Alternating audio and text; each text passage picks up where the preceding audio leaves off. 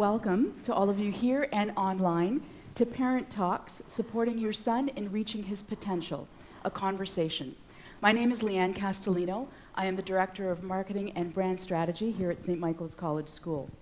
Thank you for joining us for the second edition of ParenTalks here at SMCS. It's one of 6 such events planned this year, and we hope you can join us for the future ones.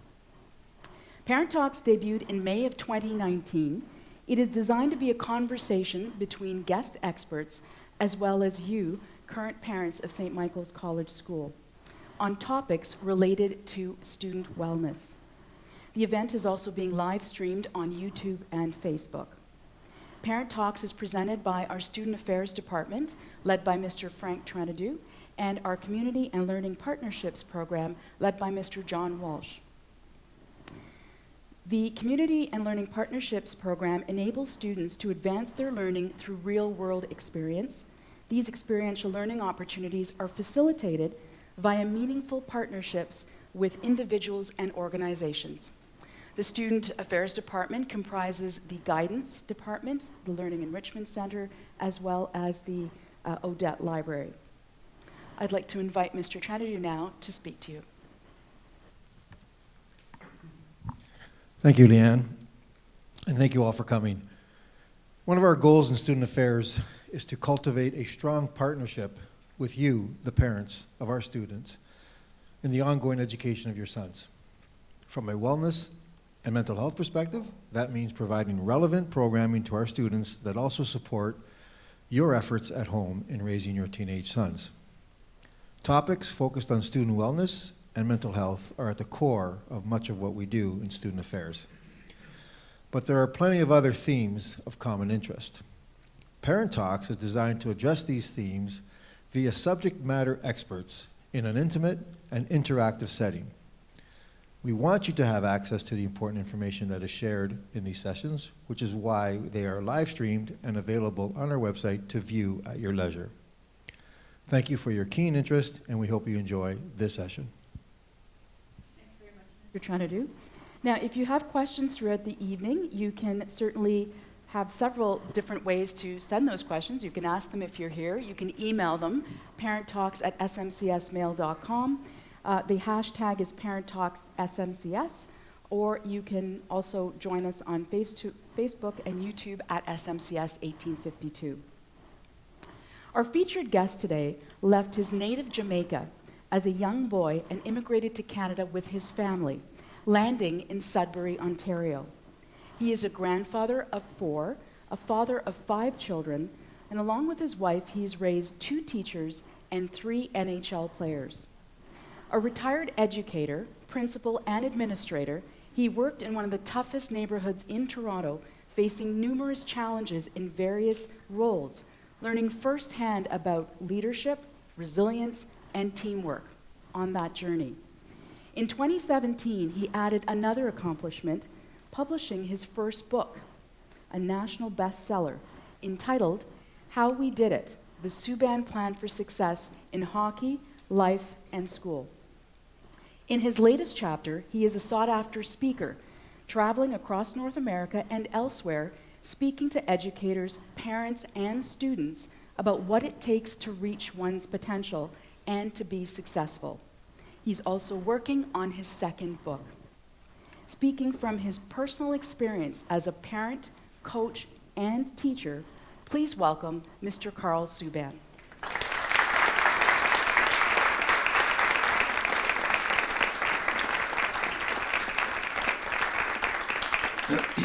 Thank you, Leanne, and good evening, everyone. Hopefully, so nice to be here, and I really want to thank the leadership team for bringing me on board to this wonderful school. And I want to start off by sharing something about my life that you're probably not aware of. I mean, if you just Google Karl Subban, you're going to learn a lot, but doesn't matter where I go across this country. I hardly hear Karl Subban, and the only time I hear someone say Karl Subban is during the introduction. You know, I might be in the mall in Lethbridge or in the Yorkdale Mall, and all I hear is, "There's PK's dad." Are you PK's dad? So I've been telling folks that I'm in the process of changing my name to PK's dad. Okay? The other name is the ultimate hockey dad, and so, but I'm also, Maria and I are very proud because we've done something that not too many parents have done. 3 boys who were drafted by NHL teams and signed an NHL contract. Where PK is, and there's Malcolm, and Jordan is not in the NHL right now. He's on his way to Austria. He's flying over there and Saturday. So that has sort of made us sort of, I don't know the word to use, but it's made us very popular. But you know what? But there's something about you that I would like to have. And I didn't. You have done something. Everyone here, and those who are at home listening, you have done something that Maria and I were not able to do. You're probably wondering, what is he talking about? You were able to get your son into St. Michael's College School. Okay, we weren't able to do it. Okay, PK and I came for the orientation, and it didn't happen. Okay. And the way we were able to deal with it, we just said, yeah, it was too far. You know what I mean? I'm working in the old city of York, and can you imagine PK carrying his hockey bag and TTC down here? It wasn't going to happen. So it didn't happen. But, I want to start off with a quote by Pope John Paul II. And he said, as our family goes, so goes our nation, and so goes the world in which we live. I think he's right about that. But I've added a part to it. And it's this. As our family goes, so goes our children. Isn't that true? So goes our children. And, as parents, I don't have to tell you about how important your job is. It's the home's the first school. As educators, we say this all the time. Those students, their home was the first school, and their parents were the first teachers. And we know the importance of a good school and having good teachers. So there's a lot on your plate. I feel sorry for my daughters and their husbands and, raising kids today. I am. I have little Angelina, 3.5 at home. Look at the world she's growing up into. It's so confusing.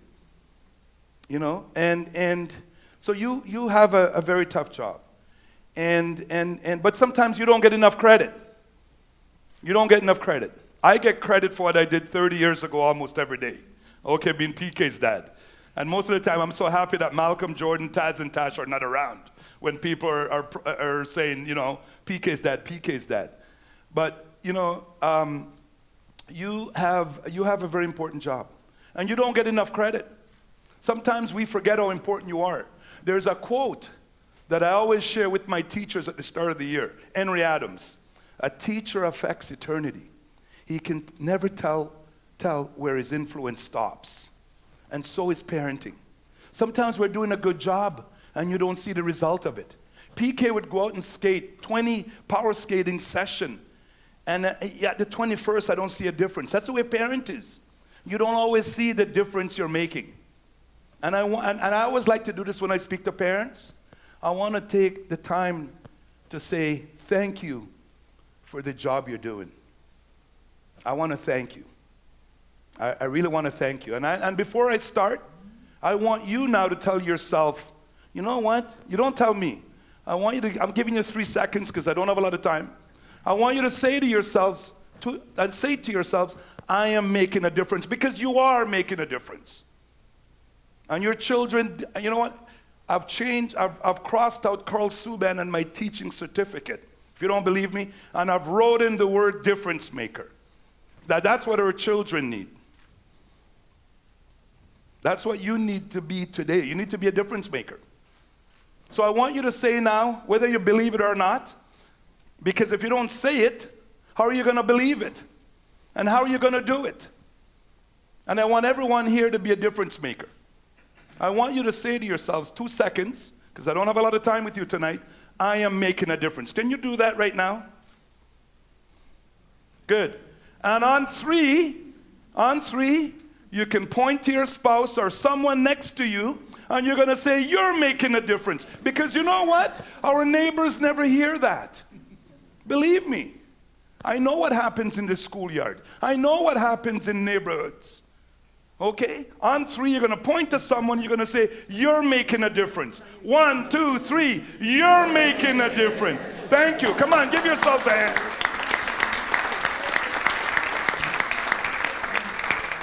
This doesn't happen too often with parenting, all right? Like I said, I keep going back to the time. I don't have a lot of time, and I hope the people who are at their TV sets at home or on the computer are doing the same thing. I want you to do this right now. Raise your hand if you believe that children are the future. Raise your hands. Yeah, good. Raise your hand, not yet, just put them down. Raise your hand if you believe that we should teach them well so they should lead the way. Come on, yeah. Raise your hands if you believe that we should instill in them a sense of pride. Raise your hands. Yeah. And this is not only for the parents, but all the educators in the room. I want you to raise your hands if you believe that our children come to us with a beauty inside. And before you raise your hands, I'm going to tell you what that beauty is. That beauty is what I call potential.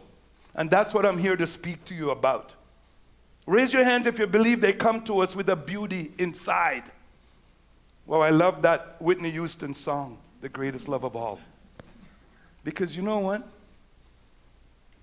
Every boy and girl and every boy in this school come to this school with a beauty inside I call potential. And you know, my Venn diagram, in one circle write the word parenting. The second circle, teaching. The third circle, coaching. And you know that common point where they meet? I want you to write in the word potential, because that's why I did those things. And when it's all said and done, that's your job as a parent. I really believe that. To help your son or daughter or son here to believe in his potential and then working to fulfill it. That's your job as a parent. That's the way I see it. That's the reason why I walked through the school doors for 30 years, I realize. To help young people to believe in their potential and help them to work to fulfill it. That's why I did those things. And I want to use my story, our Team Subban's story, to speak to you about potential. And I want to use our story to speak to you about parenting, because that's why you're here. And that's why I'm here. Any hockey fans here? Raise your hands. Okay. Okay, let's just get this out of the way. Maple Leaf fans, raise your hands. Okay. And you know, New Jersey and Vegas going to kill them this year. So I'm going to get to it quickly about the book. So with our youngest son, Jordan Subban, was drafted by Vancouver. Our second son, Malcolm, was drafted by the Bruins as a goalie. And everyone knows PK, who was drafted by the Canadians. All right? And then we also, and Leanne talked about her two daughters. Not three, two. She's Maria would kill me. You know, Jesus. Yeah.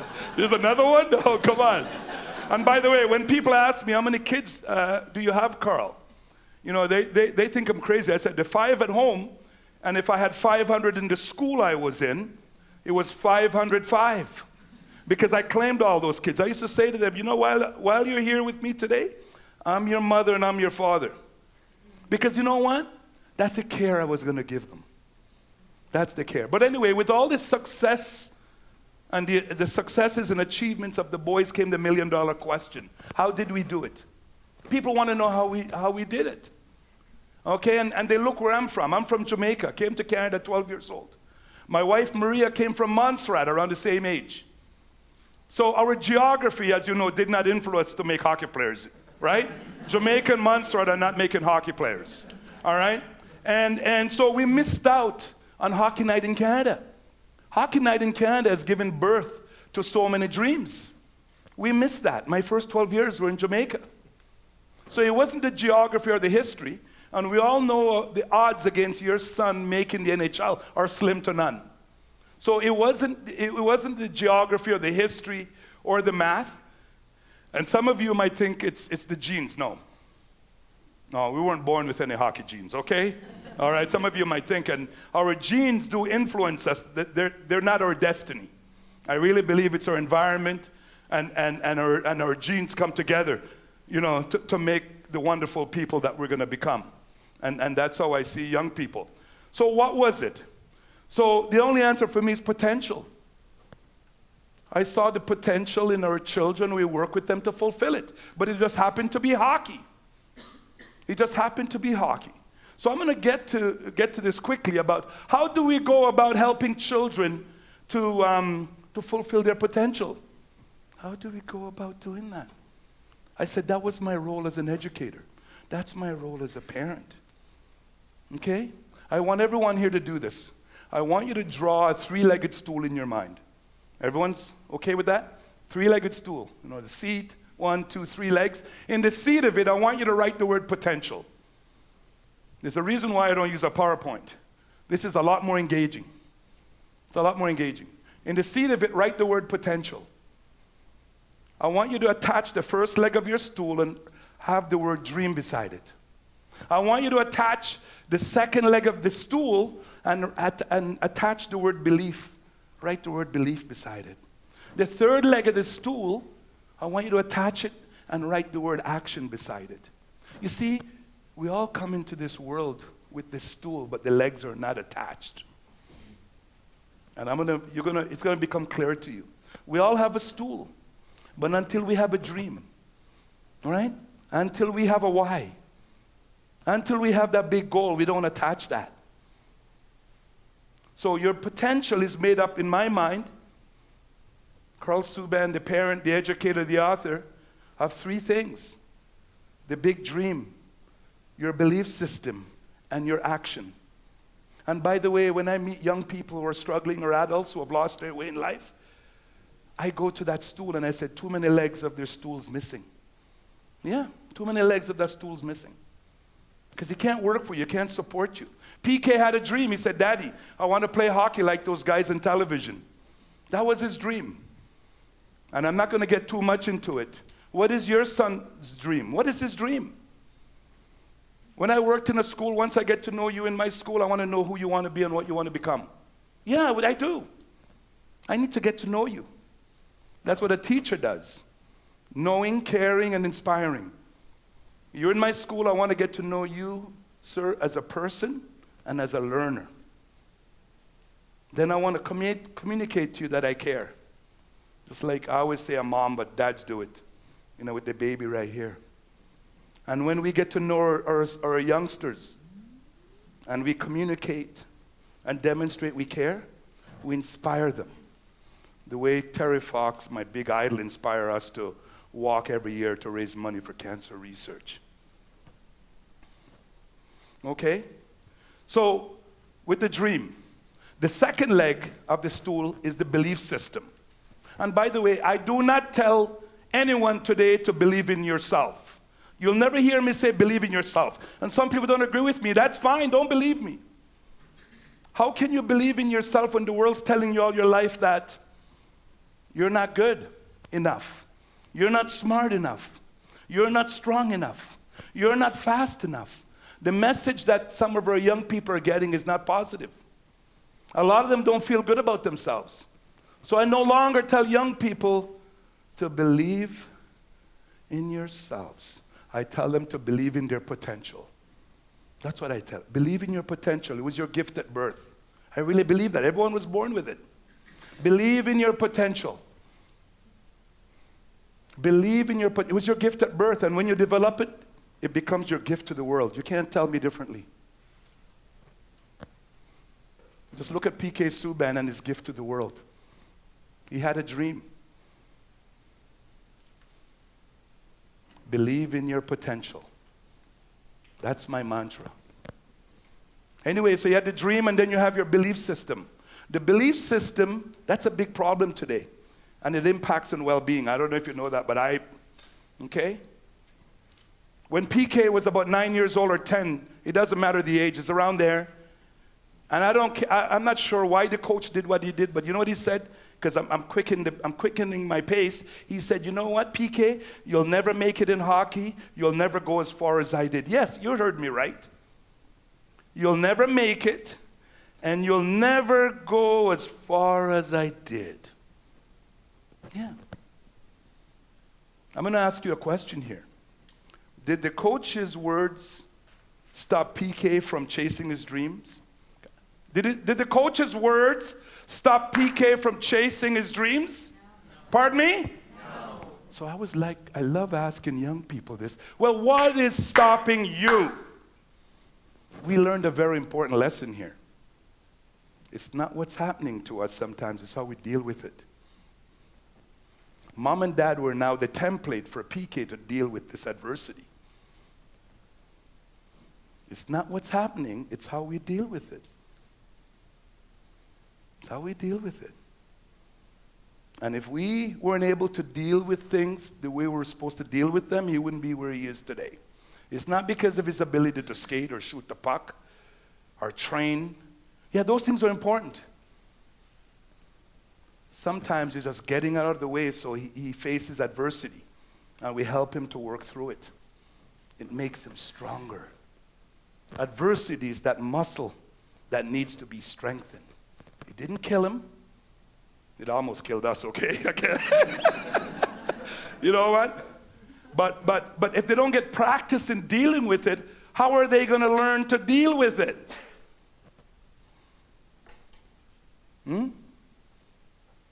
When he's in the change room and the coach is, I'm not there, mom's not there, he has to learn to deal with it. And he's done pretty good. He's done pretty good. So Karl Subban has learned to clear the way, pave the way, and get out of the way. It's not my quote. I use it like it's mine. And Maria and I were like a template. So people ask me, Karl, what did you and Maria say to PK? I said, I don't remember what I said. I'll be lying if I did. We don't remember. But I hope the message we gave him, I think it went something like this. It'd be interesting to hear what you say to your youngsters when they're faced with adversity. What do you say to them? What do you say to them? I'm going to tell you, I don't remember exactly what we said, but I had this thing about dealing with the teachers and the coaches. In my eyes, PKs, Malcolm, Jordan, Taz, and Tasha. And sometimes I'd say, Malcolm. He says, no, Daddy, I'm Jordan. Okay, then I did get mixed up. I never, unfortunately, folks, this is just Karl Subban. I never gave my kids the benefit of the doubt. And maybe Maria behind closed doors. They would never know how I felt about the teacher or you, the coach. Yeah. It's okay for them to face some adversity. Yeah. I never gave them the benefit of the doubt. Maria and I had probably the most arguments about that. I remember at Brookview Middle School, I'm deviating a bit. You're walking with an adult, you're in my school, I'm walking by, I'd go, oh boy. And then I'd hear you say to the adult, I haven't done anything wrong. Why is Mr. Subban doing that? I say, I'm only getting a head start. Because you know what? Our children need practice to deal with adversity. They need practice in dealing with things when they don't go their way. And if they don't get practice doing it, they'll never find their way. I'm just telling you that. They'll never find their way. When Jordan scored his first goal, I was there in British Columbia in BC. I was doing work for another company. I was about to mention its name. And he scored his first goal. And the next day, they had this caption, Jordan Subban is a dark guy in the picture. Next thing you know, all these reporters met him at the airport.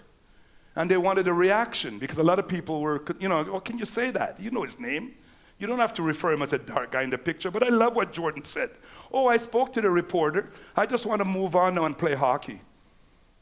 He didn't allow it to be a distraction because he knows his goal. He has that dream. See that leg of that stool? It's really important. So sometimes as you chase your dream and goal, that belief, your belief system will be tested. So what are you saying to yourself? This is what I say to myself, and I hope this is the same message I've passed on to my children and the thousands I've worked with. Hear me out. My potential lies inside me.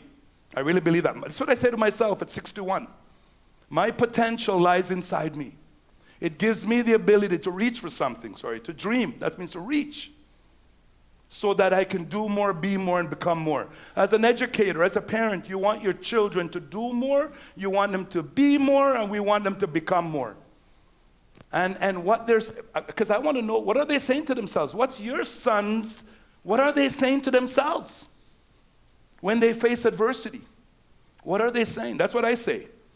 I want to write another book. I want to do some stuff. My potential, I go back to that. That's why I believe in it. I always say people can underestimate Karl Subban, but they should never, ever underestimate his potential. What a powerful mindset to have.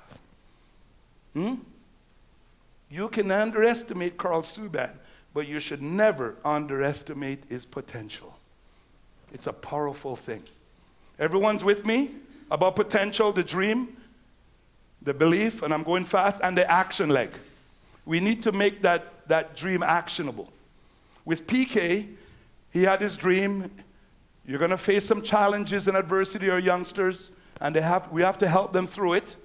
All right? And you have to find a way, and if you don't know, you have to figure it out like we did. All right? And try and do things and say things in their best interest, not mom and dad. And I get to the action leg. So the action is I call it the 4 T's. First one is time. PK made time to do his hockey tasks. And we know what they are: shooting pucks, stick handling, all that stuff. Everyone's with me? That's the action he did to fulfill that dream. I sort of packaged it this way. Made time to do his hockey tasks. The 3rd T is training. No one gets better overnight. You get better over time. You got to train. And I don't have to speak to you about Malcolm Gladwell 10,000-hour rule. All right? That's what that's about. And the 4th T is team. The 4th T is team. If PK was here, didn't make it here, by the way, I'm not going to mention it again. Okay. He was expected to be a good teammate, a good classmate if he's playing hockey and all those stuff. So I don't have to tell you the importance of doing those things that will make people want to work with you so you can go where you want to go in life. So that's potential. I know I'm quick. Potential has 3 main parts: the dream, the goal. Who do our kids want to be? And by the way, what's that Greta Thunberg? Anybody knows Greta Thunberg? Greta Thunberg, the face of the climate change movement, when all the kids were walking out of school. You know her story?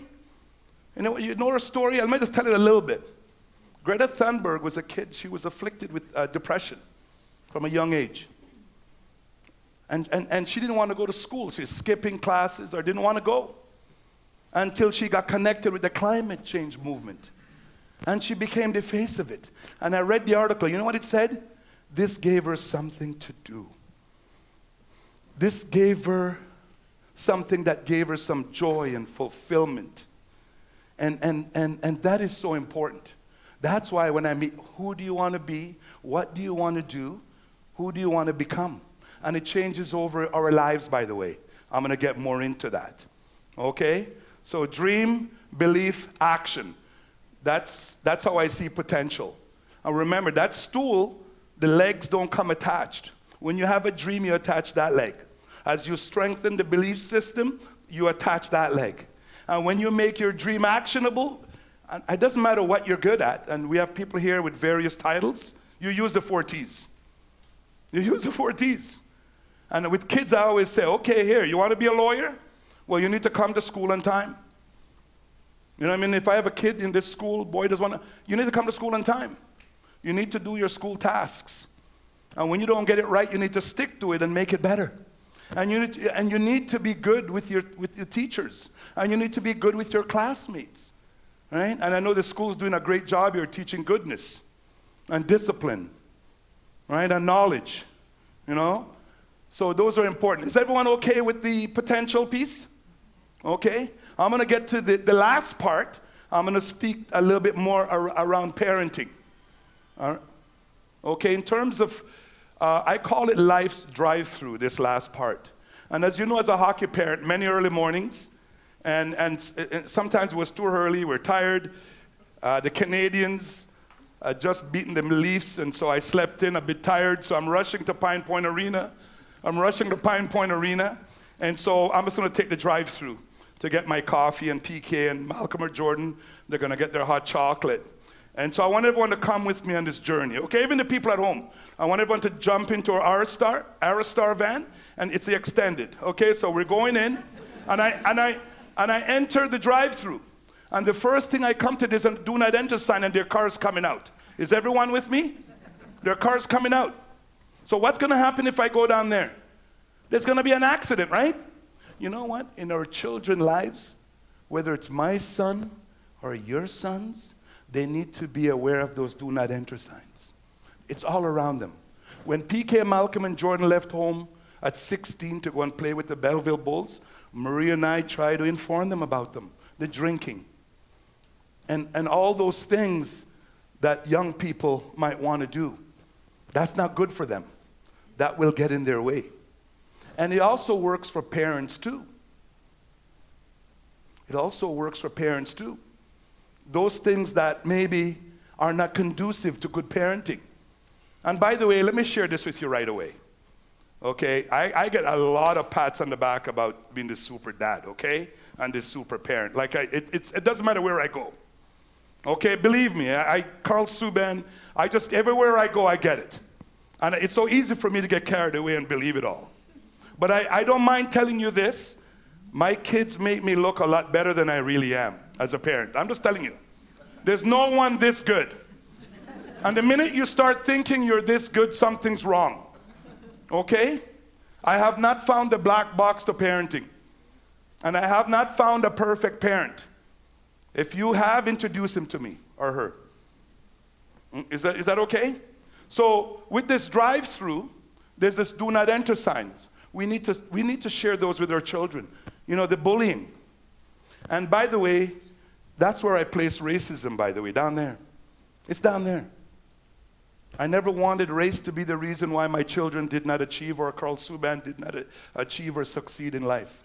And I didn't want my girls, because of who they are, to be the reason why they didn't succeed or achieve in life.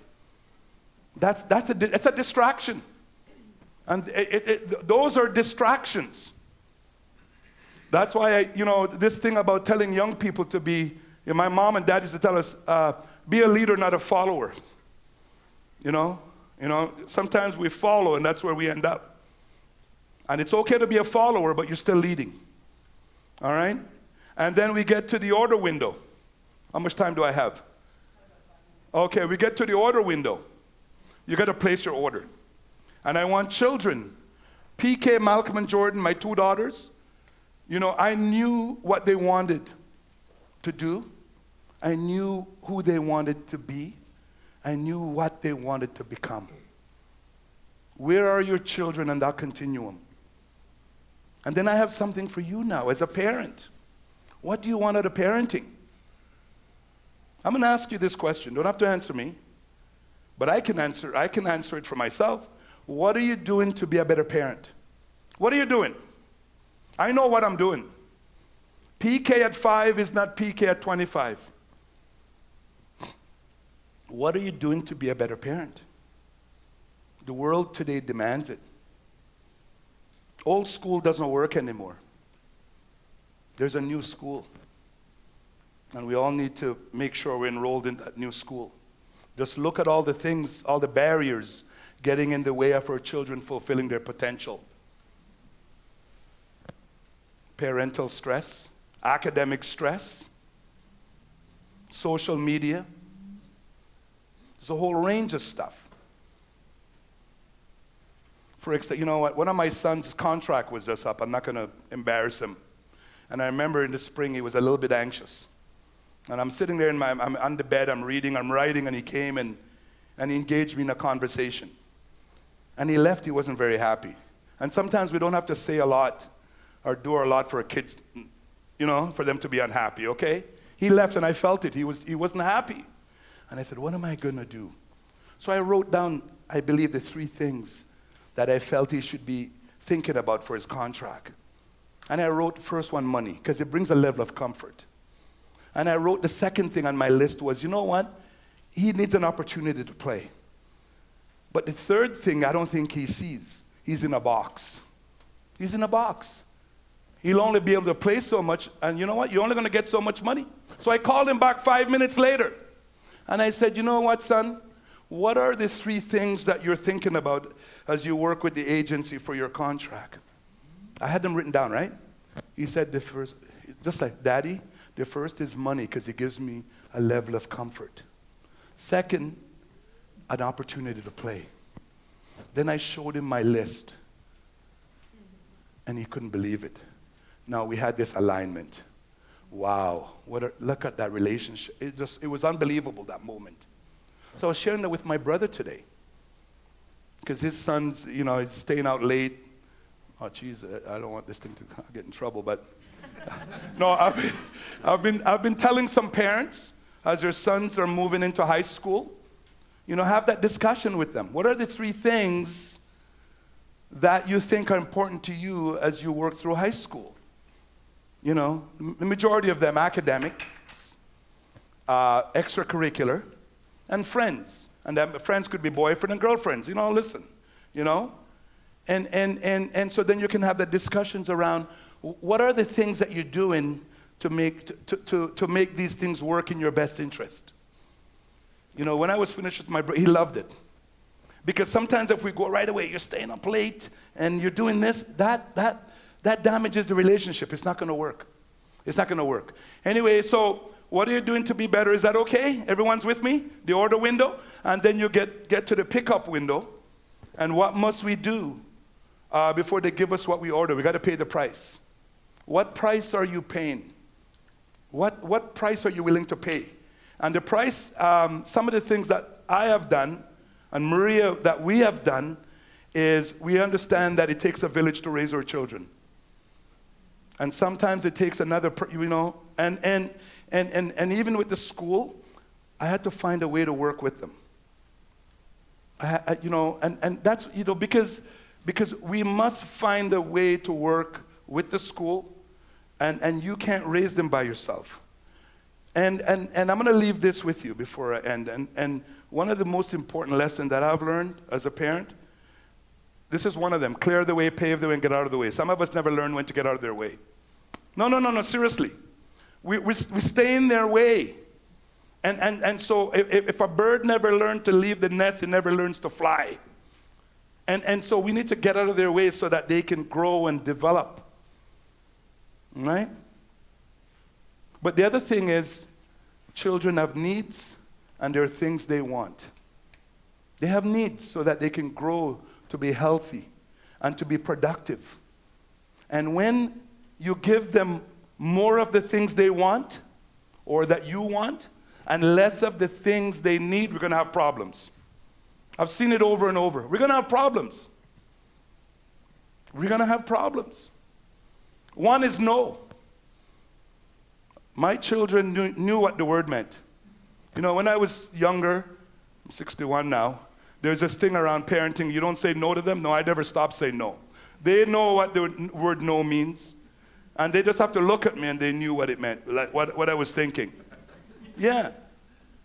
They need to know what it means, what no means. And we need to look at the things they want and the things they need. And you have to look at it. Okay? Which one's greater? Which one's greater? And if they're getting more of the things they need and less of the things they want, and it's okay to give them some of the things they want, I think that you're going to find the experience so much better, and it's going to affect their productivity and their well-being. I want to thank you very much.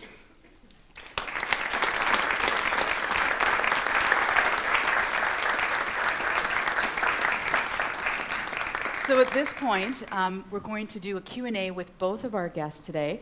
We're also delighted to have Dr. Mark Broussenko join us this evening. Dr. Broussenko is a hospitalist at the Center for Addiction and Mental Health, CAMH. He's also a family physician. And he's a fixture of Parent Talks, having been here for our inaugural event in May and he will also be part of future events. Now, during that inaugural event, he talked about such things as vaping, substance use, and student wellness. So I'd invite both Dr. Broussenko and Karl to come back here, and please, if you have questions, raise your hand, and we will get a microphone to you to continue the conversation. Yes.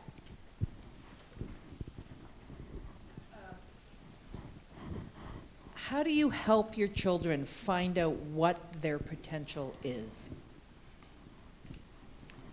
I guess that's for me. People want to know, that's the question I get, how did you get the boys to love hockey? And to be honest with you, they didn't love it right away. You know what they loved? They loved being with mom and dad. It was being with us, because we skated with them. So that was it. That's what they loved. They loved being with mom and dad. Spending time with their children, it's the thing, it's that time you're spending with them is the thing that stays in them. That time you're spending with them is the thing that influences them. I never told PK to go and shoot pucks. Guess what? Mom or dad went down with him. And eventually, I remember skating up in Brampton, and he's saying, "Daddy, daddy, daddy, daddy, look at me, look at me." Because one of the best motivator is seeing progress. And it grows, and it grows, and it grows. And so I never told him that I wanted him to be a hockey player, because potential starts with that dream. He was a very young age, 6, 7, 5, 6, 7. He said, "Daddy, I want to play hockey like those guys on television." Because he was in that environment. Maybe if we're a musician, he might say, "I want to be a musician." I love sports, so that's what I shared with them. And so that's how it grew. It's not something that happens overnight, it happens over time. So spending time with them is really important. Providing them the love and emotional support they need to take on these challenges is very important. The discipline, because like I said, they knew what the word no meant. And remember, disciplining is shaping the will without breaking their spirit. Okay, you have to find a way to do that. There's a balancing act. Okay, and then finding the resources that they need. But this happens over time. This happens over time. PK didn't say, "Daddy, take me skating." No, I enjoy skating. Why? I like to bake. So my kids baked with me. You know what I mean? They were eating all the batter. I said, "Come, stop eating the batter." You know what I mean? So it starts with spending time with them and doing things with them. Is that okay? That's how it starts. Sorry. No. I am. Yeah. Sorry, can I just jump in for a second? I'm going to steal all of your thunder for a sec. So I love the part in your talk. I mean, I love the whole thing, but I really enjoyed the part where you focused on overcoming adversity, which is resiliency, which is something Yes. that I personally have spent a lot of time considering. How is it that what are the practical steps that you did to ensure that your kids, both literally, when they fell down on the ice, got up, and also emotionally, when they struggled, started to move forward from that? Because I think there's a lot of people here who have that, a variation of that question. Yeah, that's a good question. It's funny. I took my grandsons are Legacy. Listen to these names: Legacy, Epic, and Honor. And so when I retired, they were just, they weren't at school age. So I would take them skating every day. And so we'd take them on the rink with the figure skaters. And I couldn't wait for the figure skaters to fall, okay? Because I love asking them this question. What did she do after she fell? She goes, "They got up, Grandpa," or "She got up." That's right. And so there are ways that we can start teaching them, some very important life skills. But the thing is, you don't set out to teach. You have to wait for those teachable moments. It's very important. Like, one of the things that drives me crazy is when I go to the hockey rink, and I'm going to get to your question, and I'm skating with Angelina. She's 3 now. You should see her skate, okay? And we're skating, and we'd be on for 5 minutes, and then I see a parent and a little 5 or 6-year-old standing there, and I'm seeing this, like, too much coaching. There's too much coaching. I think that sometimes, we are important, but sometimes we overvalue our importance. I hate to say it. And we have to learn to get out of the way. If they cry, you know, sometimes I'll bring my little grandson skate, and for whatever reason he's crying. I said, okay, cry. When you stop crying, just let me know, and so we can get on with it. But it's letting them go through the process of dealing with adversity. And that's a difficult thing for parents. You know what I call life's adversity? I call it Buckley's. You know, it doesn't taste good, but it's good for you. And our children, you must either look or create opportunities for them to go through it. It's a difficult thing for parents to do. We want to protect them from the very thing that they need to grow and get better. And you can't convince me that P.K. Subban only made it because of his skating and his ability to shoot the puck and to hit those Boston Bruins, okay? No, it was his ability to deal with adversity. And unless they're given, if you're running all the time to deal with everything for them, and because the teacher says you have a detention, and you're there to says, no, so what's wrong with that detention? You know how many times the coach said to PK, you know what, PK? Get ready for the third period. You're going to be the man. And he doesn't leave the bench. You know what I mean? It's either going to break him or make him better. It's either going to make him or make him better. So as parents, that's the part of parenting that is very difficult, because innately we are here to protect them. You know, we want to protect them. But they need to face adversity. They need to learn to deal with it. And if they get into trouble at school, so what? It's not part of your identity. You know, kids, I'm going to say this, it might not sound right, but I'm going to say, kids will do stupid things. And they're going to say stupid things. But sometimes we, the adults, make it worse. Okay? So I have to take the good and the bad from my children. And I know they're not perfect. And I expect to hear the bad. And the bad comes, you know, with parenting, the bad and the goods come together. So please, create opportunities for them to strengthen that muscle that they need, that resiliency muscle. Is that okay? Dr. Awesome. Broussenko, I just want to ask you, because you see a lot in your practice of what Karl's talking about in terms of the after effects of not being able to deal with adversity or resilience, that kind of thing. What are you seeing, and what do you advise, whether it's parents or children, in that case? Great question, Leanne. So I mean, I agree with you. I do see a lot of people, and some of the themes that you'd mentioned earlier. I do see a lot of teenagers especially struggling primarily with anxiety. I don't see quite as much depressed mood as I do in other parts of the population, but anxiety, performance anxiety, test anxiety, social anxiety, a lot of people struggle, I think, with a sense of self and a sense of worth and a sense of performance. And I think that comes back to, and that's why this was one of the things that I highlighted from Karl's talk, I think it comes back to this idea of being able to overcome adversity. And I mean, I'll leave it to Karl to expand on this point, but really the biggest, I think, barrier to success that I see right now is internal. It's very rarely are the barriers to success, especially in your children, going to be external barriers, right? By definition, the vast majority of them are above average academically, above average athletically compared to the average population. They come from families with significant financial resources. And so it's not about eliminating the external barriers. It's about letting them reach, as Karl mentioned, their full potential. To answer the question of what I recommend people do about it, that's, I think, a bit of a different challenge. Because I do think that a lot of those building blocks really really have to happen when children are younger, and it's really a narrative process, right? So if you get to the point where your kids are at the end of the line, and that's when you start building supports for them, it's unfortunately too late. That stool, right, is now missing all of its legs, and it's actually just a seat on the floor, which is uncomfortable. And I always say, don't throw me a life jacket when my head's underwater. You can't help. You know what I mean? Why throw me a life jacket when I'm underwater?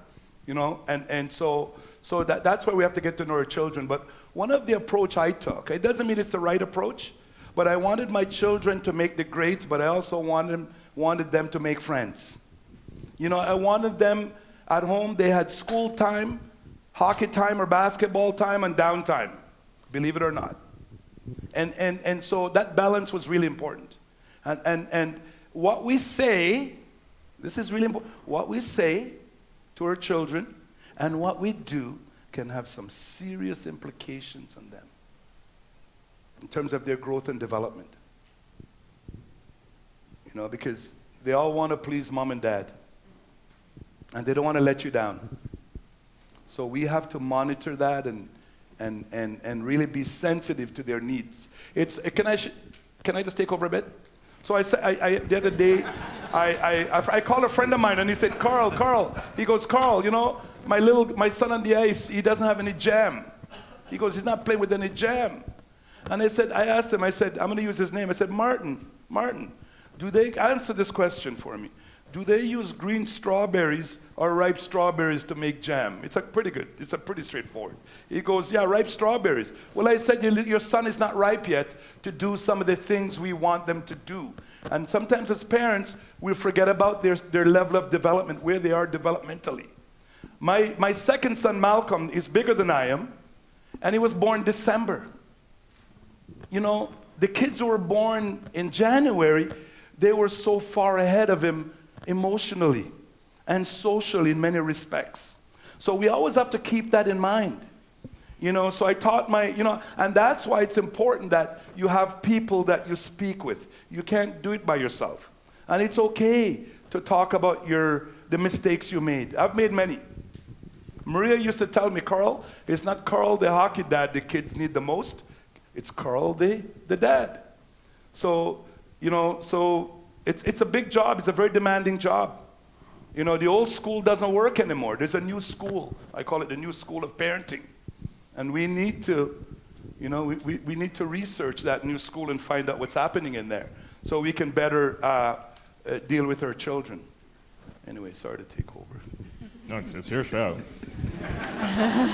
So, Are there any other questions?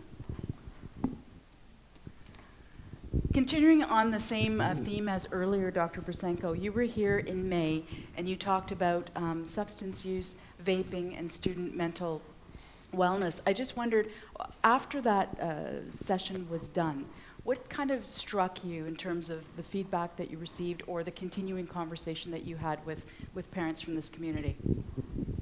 So I mean, I think this is a very engaged community, and then I think that's really very predictive of the success of your kids. And I mean, I think, you know, the vast majority of kids, even kids that struggle, even kids that fall down, even kids that get benched for the third period and then later make it to the NHL, they'll do great, right?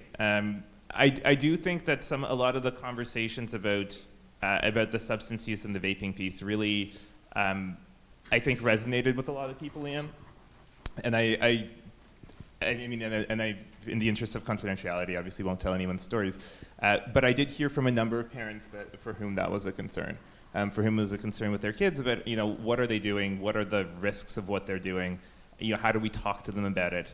And I think, especially now, and as I mentioned in May, with the progressive legalization of, you know, cannabis products, and soon to be edible cannabis products, with the legalization of cigarette alternatives and the amount of marketing that's going into that, it's not a question of whether or not your kids are going to be exposed to it, it's when they are and what they will do about it. And I think that's really been a lot of the question of, you know, what am I going to do to stop my kids from doing something that in 6 months, once they turn 18, will be legal for them, 19 in the case of cannabis products. So on that note, Carl, going back to you, how did you deal with discipline when your kids got into serious trouble, if they ever did? You talked about how discipline is a challenge for every parent, but how did you deal with it? yeah. Well, my youngest son was in my school. I was the principal, right? So I suspended him, right? So, okay, I did. I suspended. He was, you know, it's. What did he do? Yeah, I suspended him. And look, he's okay today. I think they were at the baseball diamond there, and this young girl was climbing the fence, and I think he pulled her leg, and she scraped her tummy, and so, yeah, my wife wasn't very happy about the suspension. I want you to know, okay? You know, like I said, our children are not going to be perfect. And so I know they're going to make mistakes. And it's when we parent them in such a way so that they feel that they need to be perfect, that creates a big, big problem. Okay? And so I use something, first of all, that my parents used with me. So while I was growing up in Sudbury, Ontario, if I did something wrong and the school called, and in those days, the community might also call, okay? And so if I said to my mom or dad that someone made me do it, I'm telling you right now, I'm going to be in big, big trouble. They wanted me to say, you know what, take ownership of it. That's really, really important. That's where it starts. Take ownership of it. There's some mistakes we don't want our children to make, obviously, especially today because of the environment is so legalistic. You know what I mean? They can get themselves into some serious trouble. And so you're always having that conversation. So that was one thing. I want them to take ownership. The other thing that my parents instilled in us and in me is be a leader, not a follower. That was really, really important. Be a leader, not a follower. And I don't have time to deal with it, but when they do something wrong, there's all these things about timeout and so on, and all those things. There are so many strategies we can use to consequence them, but you know what? We need to move away from it. Once it's done, I've dealt with it, it's over. If the school dealt with it, I don't need to deal with it at home. Okay? And my conversation with my son or daughter, if they did something wrong at school, it's about their behavior, not what I feel about the teacher or the principal at the school. How you deal with things is so, so important. But my mindset was they will make mistakes.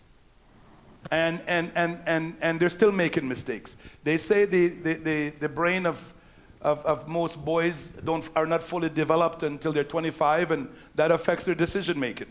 My wife thinks that mine hasn't fully developed, and I'm 61. So we have to, and we want them to learn from their mistakes too. We want them to learn from their mistakes, but they're not a mistake. It's really, and we don't want them to internalize the mistakes and internalize the failure. You want them to let's deal with it and then let it go. And let's move on. If my kids do something, and it might not be a good thing, I know they're going to make mistakes. It's not the end of the world. I'm sorry. Because what influences the discipline today and all that stuff? Sometimes parenting is, like they say, is like a comparative sport, and it's this competition, within our group, and so I never got caught up into that. I never got caught up into it, and it wasn't going to influence how I dealt with my kids, whether the good they were doing or the not so good that they did. And believe me, we dealt with the good that they did, and the not so good, because they weren't perfect, and they're going to make mistakes. And that was sort of, I know it's a long-winded answer, but hopefully you can pick some things out of it that can help you in dealing with your youngster. Yes.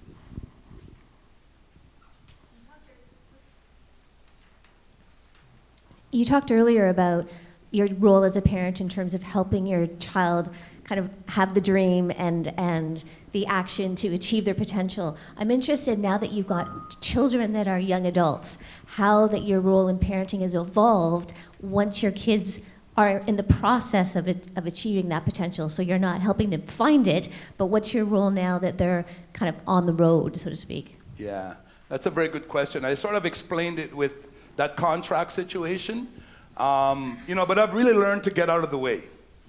They say clear the way, pave the way, and get out of the way. And I've gotten out of the way a long time ago. I'm there if they need me.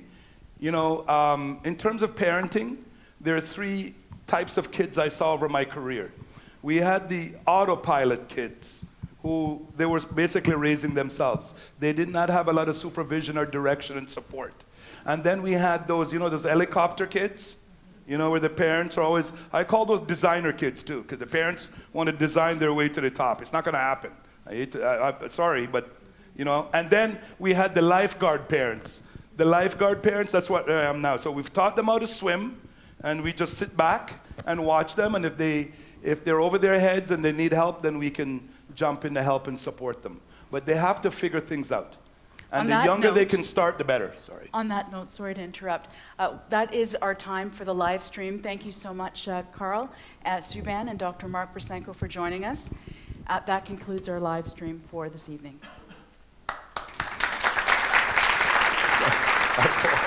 Thank you.